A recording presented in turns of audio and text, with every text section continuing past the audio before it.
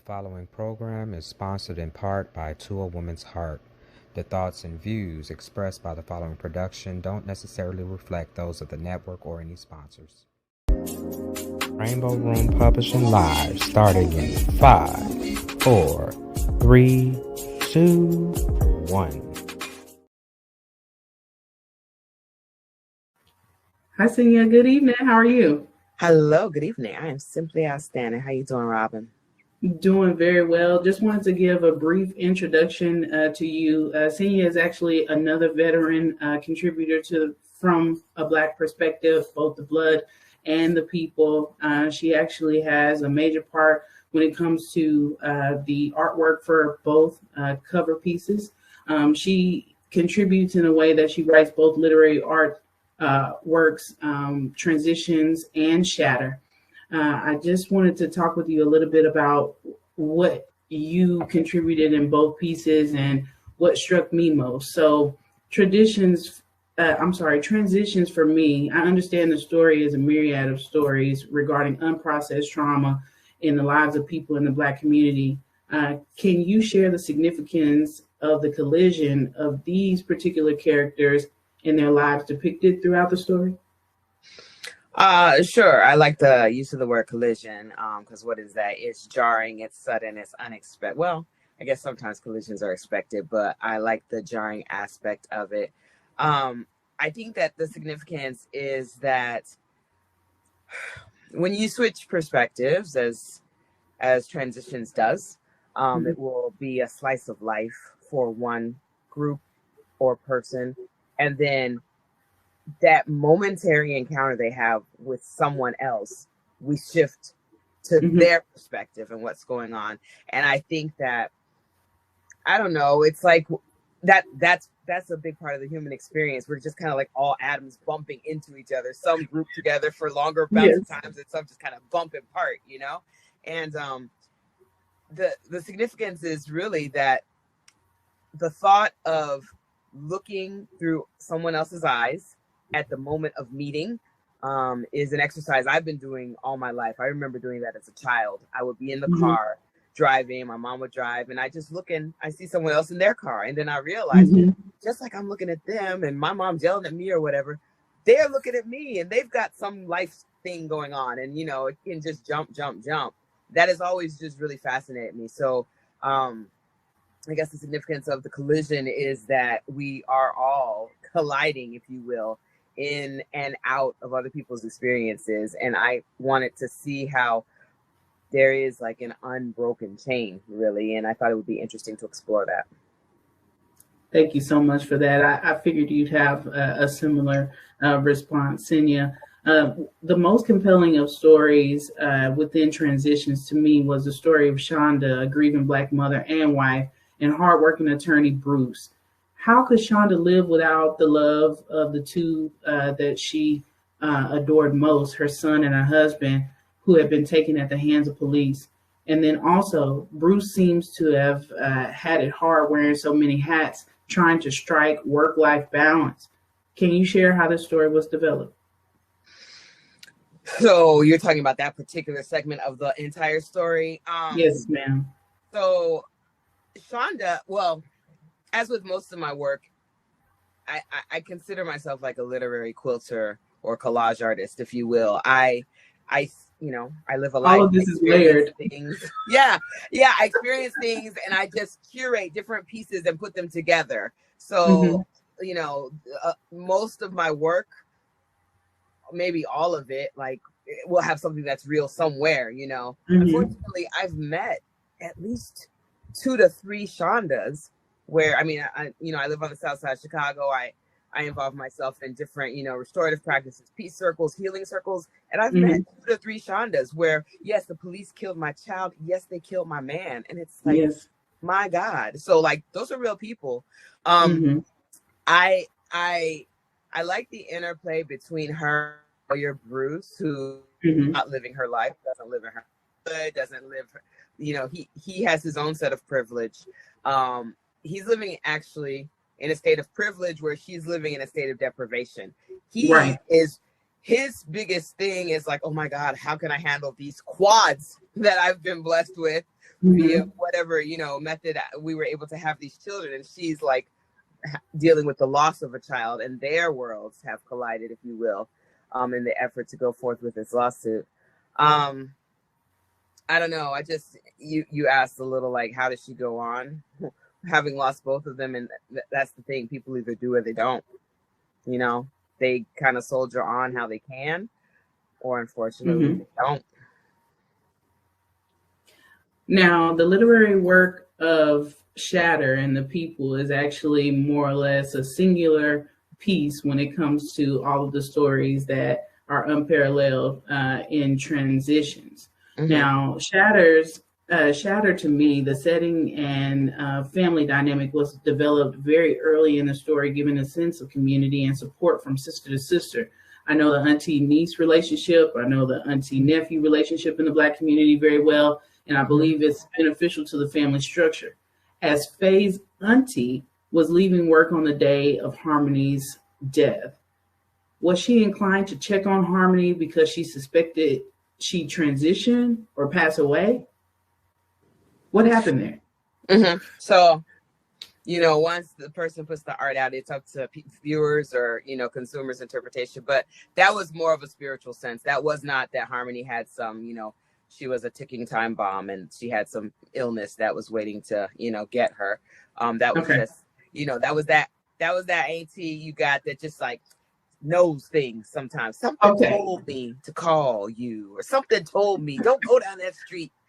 I've definitely got them in my family. I don't know about you, but if it's not auntie, it's big mama or somebody who's like, no, not today, babe. Don't do that. So really, and I try to illustrate that, in just some light phrases where like, the little girl, listening to her auntie say, go check on her. She okay? Yeah.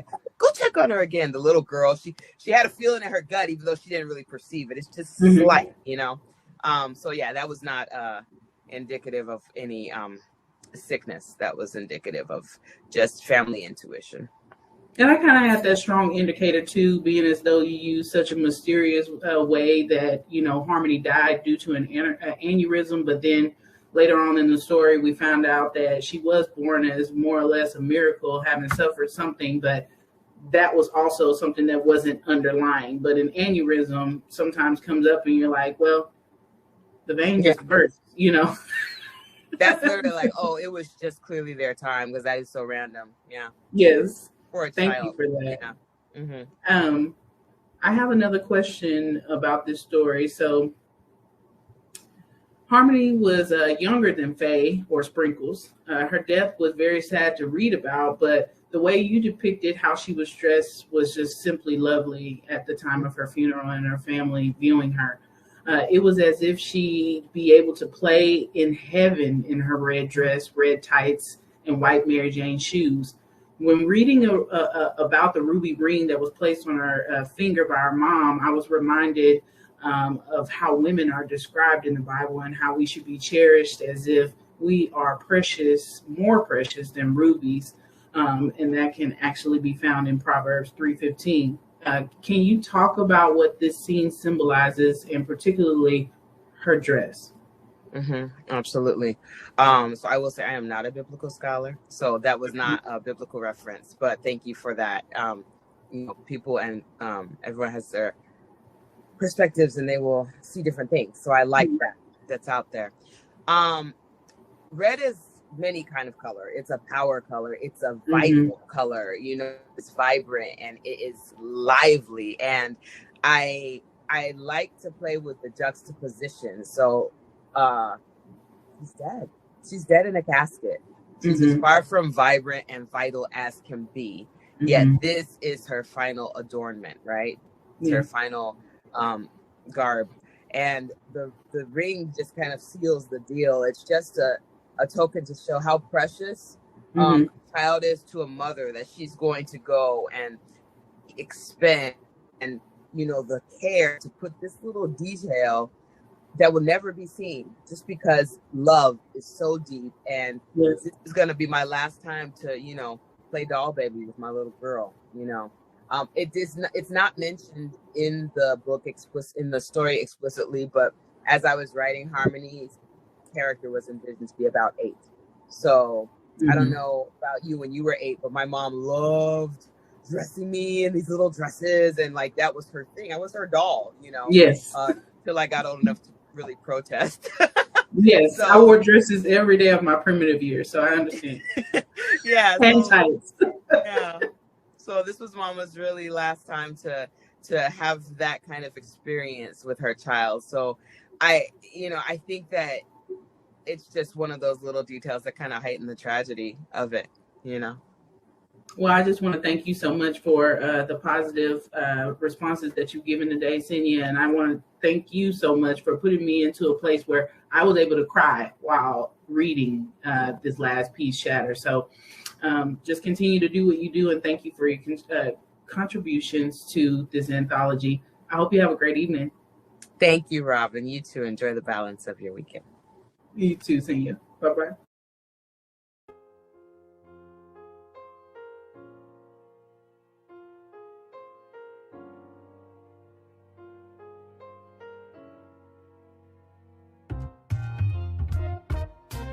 Hi, my name is Senyah Haynes, and I'm the author of the Jayla's Jaunt series.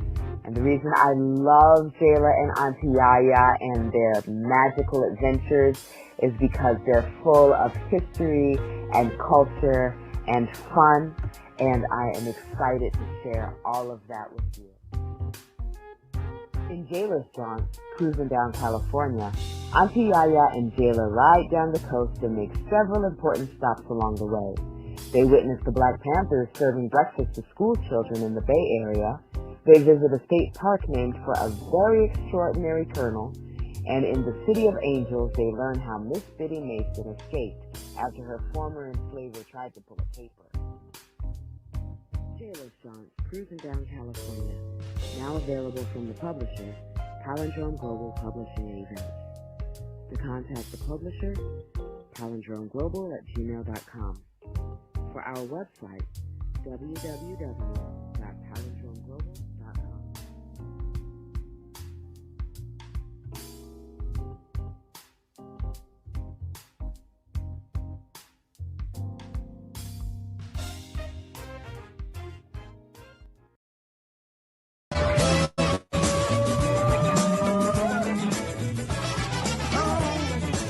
You gotta do it.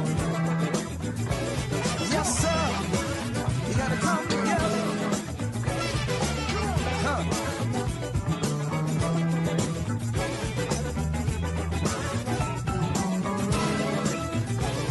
Yes, sir. Look out. Groove with Aswell Passport and the Love Sessions Orchestra, Monday nights at the Freeman Cajun Cafe and Lounge in Dallas, Texas, and stream their music everywhere. Did you know that healthier employees generally take less time off from work, increase productivity, and help lower employers' insurance premiums? Who wouldn't want that? Invest in your employees' well-being with Eating Well with Chef Cordell's Corporate Wellness Program. You'll be helping your employees reduce stress, manage their time, and improve their health with customized wellness programs. Keep your team healthy by scheduling a virtual corporate wellness program today. Check out Aswell Pasworth, AZWALF, HAZWORF, and Love Sessions Orchestra, and Eat Well with Chef Cordell, CORDELL.com.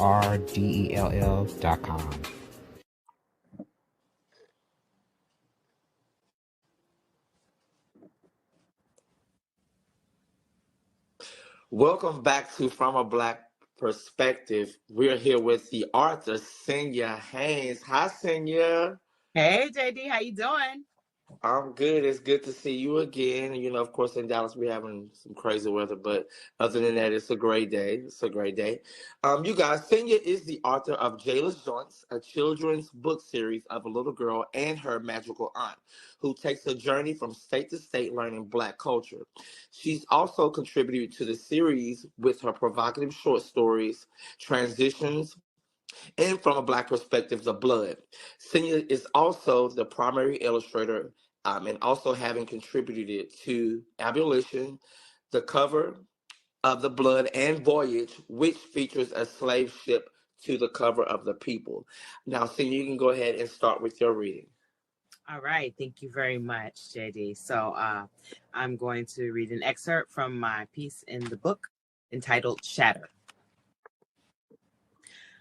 5 days after Christmas, on a Saturday morning illuminated with the undaunted light of California's winter sun, a little girl sat in her living room enthralled with the morning cartoons. She was in that giddy age range between toddlerhood and teens, her knowledge of the world somewhere between wise beyond her years and hopelessly naive. Childhood so far had danced along the spectrum from raw euphoria to tepid misery, the low end comprising her parents' divorce, having to switch schools, and the hard time she was having with that funny new math. 3 kids needing to divide the love, time, and money of one parent instead of 2. In the back of her house, her family lay sleeping: mother, younger sister, and baby brother. A few cities away, her live-in aunt was finishing the night shift. Fred Flintstone was hollering at Wilma when the telephone rang. Hello? Hey, gal. Auntie! The little girl squealed with delight. Her aunt was by far her favorite human being. What are you doing? Watching cartoons. What's your mom and Todd doing? Sleep. What's Harmony doing? Same. Gal, do me a favor. Why don't you go check on her, okay? I'll wait. It was an odd request, but then again, Auntie was an odd sort. She read 12 newspapers a day, ate every meal standing over the kitchen sink, and liked to drown Barbies because of some bizarre contempt for all things prissy. Taking all this into consideration, the little girl decided not to ask, but just to acquiesce. Hold on, she said, resting the phone on the kitchen counter. There was Harmony in bed as expected. The little girl opened the door and stood at the entrance, not going all the way in. It was cold in there. She looked to her bed, 3 feet from her sister's, and wondered if she should straighten the comforter. She decided not to. She looked at Harmony again, whose nightgown had bunched itself around her waist, allowing her bare legs to show. They were in the shape of a 4. The right one bent and crossed over her straight left one. The 2-toned quilt was under her to the left and loosely wrapped around her arm. Her barrettes had come out sometime during the night, and her hair was a natty mess. The little girl didn't know why she stared at her sister's chest for such a long time. She got her answer when finally her eyes told her that it was rising and falling. Harmony lay half twisted with her face turned to the side. It was a scene the little girl had seen 1,000 times before. She skipped back to the kitchen and picked up the phone. Yeah, she's fine. Okay, Auntie giggled. The relief in her voice gave the little girl's spirit pause, though she didn't consciously perceive it. I have to run. I don't want to miss my bus. I love you. I love you too. Bye. The little girl hung up the phone and went to join the Flintstones. An hour later, Auntie called again and asked the same questions. Who was up? Where was Harmony? And would the little girl go check on her? Once again, she walked to the bedroom to go check on Harmony. Yep, same scene. Leg in a 4, quilt around the arm, hair a rat's nest, and face to the side. She walked back to the phone and reported that everything was cool, then asked if she could finally get back to her Looney Tunes. All right, gal, calm down, Auntie said, erupting in that giggle that made people swear she wasn't old enough to vote. Sitting back in front of the TV, grateful to finally be left alone, the little girl began to hear stirring in the back. After a while, Mama came down the hallway with Todd, both fully dressed. She sat him in the little girl's lap and went to the door to get the stroller. Morning, Sprinkles. Hi, Mama. How long you been up? A few hours. Harmony still asleep, Sprinkles volunteered, thinking that would surely be her mother's next question. Well, I'm going to take my little man through the park. He refuses to nap anymore. I know, Manny Man, she cooed down at Todd to draw out his smile. My goodness, it's almost 11. Mama got a late start this morning, didn't she? Yes, she did. Yes, she did. She picked up her baby, who was all smiles and fat cheeks, and lovingly put him in the stroller. Sprinkles, we're gone. Don't let her sleep. Don't let her sleep too long. Okay. Todd blew a raspberry as he rolled out the door, and finally Sprinkles was left in peace. Later, as she watched TV, something kept gnawing at her gut. She was probably subconsciously tuning her ear, waiting for the phone to ring, but it didn't. It was going on 11:30 a.m., and she decided to beat Auntie to the punch, to go and check on Harmony. That was the problem with long breaks from school. Vacation meant the body no longer rose with the sun, especially when the goal was to see the taboo hour of midnight as many times in a week as possible. She stood at the door again. Same scene. The four, the quilt, the hair, the face. Same scene. So what was the problem? Exactly. Same scene. What was the problem? The four, the quilt, the hair, the face. In all those hours, and it had been hours, Harmony hadn't moved once. Not once. The four, the quilt, the hair, the face. Same scene. Same scene. Suddenly, Sprinkles wasn't standing at the door because she hadn't advanced, but she now knew it was because she couldn't.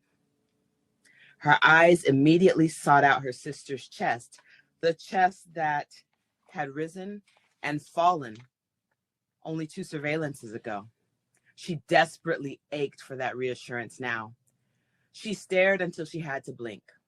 She stared again, harder. There it was, the movement. But it was wrong, all wrong. Not rising and falling, but unsteadiness interrupting the still. Her eyes were jumping, playing tricks on her, not seeing what was there, but what they expected. They were seeing what they'd seen before. Her fingers were throbbing, and she realized she'd been gripping the door frame like it was essential to her survival. She walked in slowly, 1 foot in front of the other, a mile between each step. The room was frigid. Her eyes scanned the length of her sister's body, from the bottom of her feet to the mask of her face. Harmony was typically a shade of caramel in contrast to Sprinkle's chestnut hue, but now this child's face was pale and her lips were indigo. Their beauty mark had vanished in a sea of inky blue as though it had never been there at all. Sprinkles touched her sister's cheek, cold. The recoil of her hand was so swift in the tightness of the room that it was audible. She couldn't breathe, as though the memories of inhaling and exhaling had vanished. She felt all at once dizzy, yet steady, above and outside herself, just a pair of eyes watching the physical her below pitch and yaw. The inner stirrings of her mind knew all, knew what was wrong, knew why Harmony was like this, but that knowledge, that recognition hadn't solidified in her brain and descended to her tongue. She couldn't say aloud, Harmony's dead, because it wasn't true. Not true in the sense that it was a belief she held to be indisputable and therefore a fact. Something in her was fighting it, the reality, with all that she had. Sprinkles felt a whimper rise in her throat, but it wasn't accompanied by tears. It was driven by a desperation that made her want to scream, but she couldn't. It was time to retreat, mentally, emotionally, from the reality, from the disaster. Mind talk bombarded the interior of her skull like mortar shells on an enemy front. Mind talk, her internal dialogue, the blissful ignorance finally come to the rescue. Pretty lies to make her believe that what she actually believed wasn't true. This isn't happening. This isn't real. I'm not standing here. She's not lying there like that. I'm only 11. Things like this don't happen to kids. Things like this don't happen when nobody's home. She's only 8. There's nothing wrong. I'm not here. She's not dead. She's not dead. I'm not here, and she's not dead. She's dead. There's a precipice beyond which the psyche fractures, where splintered shards of sanity plunge into an abyss. Sprinkles saw this place clearly, as though looking through a window frame with no glass. Somehow, as though through wizardry, she summoned all the strength, courage, and will she had, even her reserves, and took a step forward. Her arm felt heavy as an anchor, and she raised it from her side and touched her sister again. She touched the exposed part of her chest where the undone buttons had left the cloth gaping, ice cold. She bit her lip. She touched her again, harder. She pushed her chest. Harmony moved, all of her. Her entire rigor-locked body rocked back and then fell heavily like wet earth to the place it was before. Sprinkles tasted blood. She'd bitten through her lip. She pushed again, harder this time. The same thing happened. The entire body, one jointless mass, the corner of the four in the air like a macabre contortionist. She jumped back. If helpless were a person, then Sprinkles would have been its daughter, young, terrified, and totally alone. At that point in her life, she'd never known less what she was going to do. Harmony? Her shaking voice sounded unfamiliar to her own ears. Silence. Harmony? Silence. Harmony!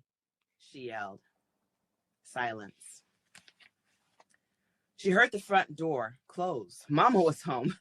Sprinkles walked to the front room as though her feet were not her own, but somebody else's, and she was being carried. She stood 5 feet from Mama and watched her fuss with Todd, taking his jacket off and getting his walkers situated. The weight of a burdened presence is what finally made her look up. Hey, Sprinkles. Mama, I think there's something wrong with Harmony. Thank you. Senyah, thank you for that amazing read. One thing I love about your reading is you made it seem so realistic. There are a lot of life does life a lot, especially dealing with death experiences. So being in the home to actually see your little sister passing away. And I know also in the story, it talks about, the father and stuff like that. So, and I know that a lot of people that we may know are, in this life, experience broken homes and stuff, and especially during this time. What do you think life was like for the family after everyone found out that Harmony had transitioned? I mean, that's an interesting question because it can look different with every family dynamic, right? But, if I were going to go further into the story with character development, I would imagine that it was, as the title indicates, shattered. If you've ever known any mothers who've lost children, it's quite a devastating sight to behold, and they kind of maneuver differently than they did. Protective instincts go into overdrive, sometime into manic places. I would imagine that Sprinkles and Todd ended up having different maternal experiences because Sprinkles knew her mother before, and Todd, as an infant, would only know her mother post. So I would imagine that, it's just a probably several years of picking up the pieces and carrying on. Thank you for that. And now we're going to have a question from the audience. I do see an audience member ask, "What's up with the aunt?" Yeah, I get that a lot. Auntie sounds suspicious. She's just boo-boo. That's it. She's just boo-boo. There was no terminal illness that, Harmony had that we were watching out for in this story. There was no stranger danger around the corner. She's just a close family member. who had a feeling, why is she on my mind so much? Yeah. Go check on her. Just one of those things. But thank you for answering that question. Thanks to audience member also for bringing that question up. We're going to now go to a commercial break. Thank you, Senyah. Thanks so much, Shitty. Take care.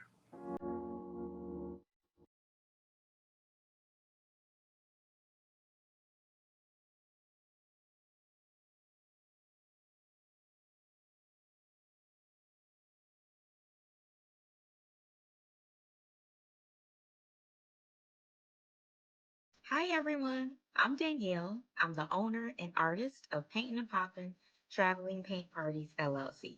Remember, there's no G at the end of painting or poppin'.